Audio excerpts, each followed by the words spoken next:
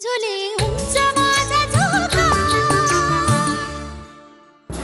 ए रमे, रमे आजी तू रमायस का?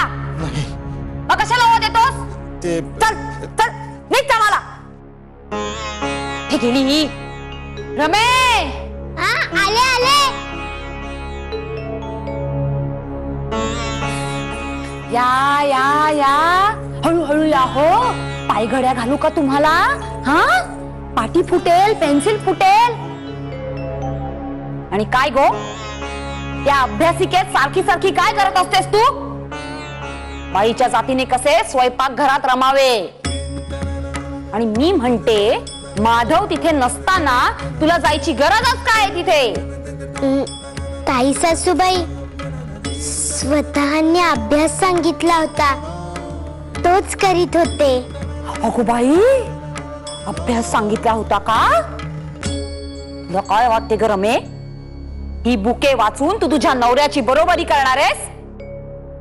बेडकीने कितीही फुगायचे ठरवले तरी तिचा बैल होत नाही. आणि बुके वाचून जर आपण पंडित आहोत असा जर भ्रम असेल तर तो डोक्यातून काढून टाका आणि कामाला लागा. चल निघ.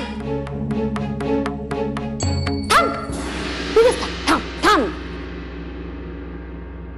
आधीच तुझ्या नवऱ्याच्या नवमतवादाने घरात सगळ्यांना सळो की पळो करून सोडले. त्यात बाई तुझी भर नको.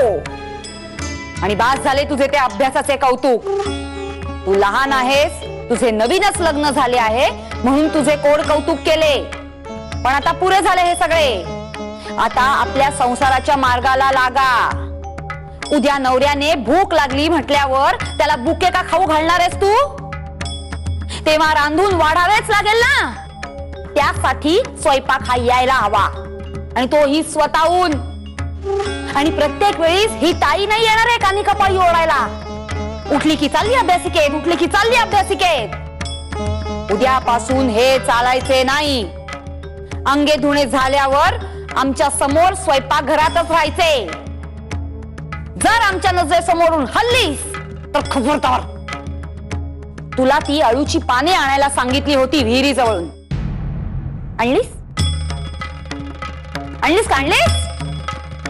काय विचारतेय मी?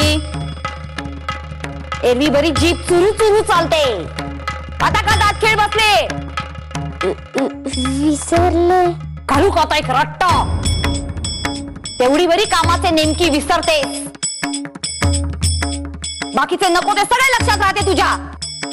अभ्यास करायचे, बाहेर फिरायला जायचे.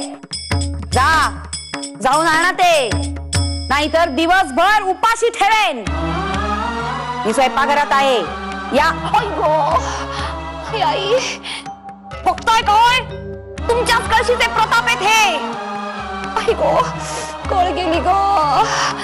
तुम्ही करा बसल्या बसल्या कल्याण आमचे. अरे देवा, नारायणा, पांडुरंगा, वाचो रे देवा.